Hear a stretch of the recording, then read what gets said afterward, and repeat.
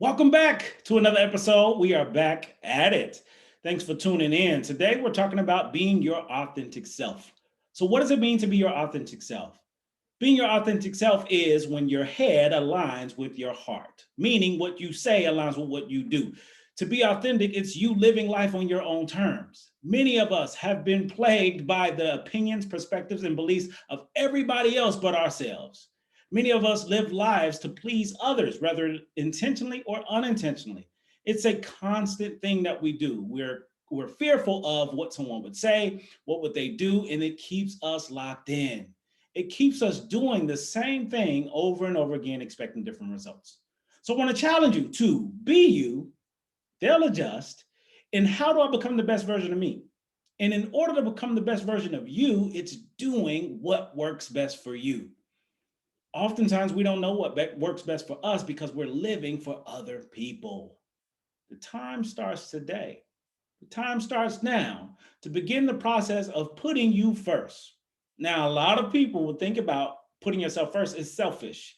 To me, I think it's selfless because you're constantly giving and pouring out to everyone else anyway. How come you can't pour into yourself?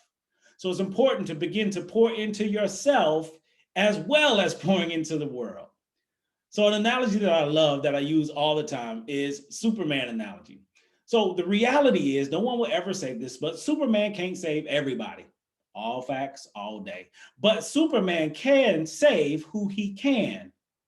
Think about it in daily Metropolis or wherever Metropolis where he lived, he only is able to save who he can. And there's hundreds of people that's dying every day. Superman only saves who he can. So he works a full-time job. He's at work, he's chilling, he's making sure Lois good, he's doing his Clark Kent.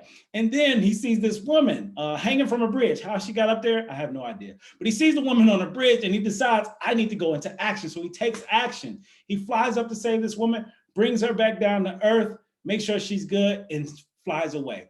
Where does he go? Typically to this little ice house. The ice house where he kicks back, put his hands behind his head, kick his feet up, and relax. Superman knows how to relax. Us, we don't, because we're trying to save everybody and not even save ourselves. So Superman has these superhuman strengths and abilities, and he still knows how to take a break. He still knows how to say no. He still knows how to save who he can, and I'm not going to worry about the rest. So I challenge you to adopt a new Superman mentality because for us, for many of us, we see somebody hanging from the bridge, we go pick them up, bring them back down to earth. We're checking on them, making sure they're not bleeding, asking for help, bringing other people in, getting all this hoopla around this person. Meanwhile, you still got a job to do. You still got yourself to take advantage of and take control of, but we're putting our energy on trying to save everybody else. So the reality is that ice house is actually called the fortress of solitude. Superman, the more he saves, the more he spends time in his fortress of solitude.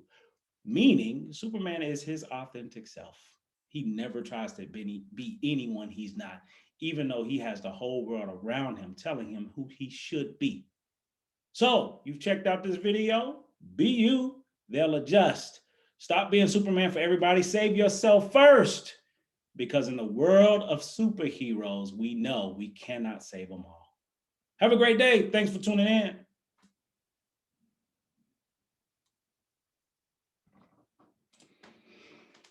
in.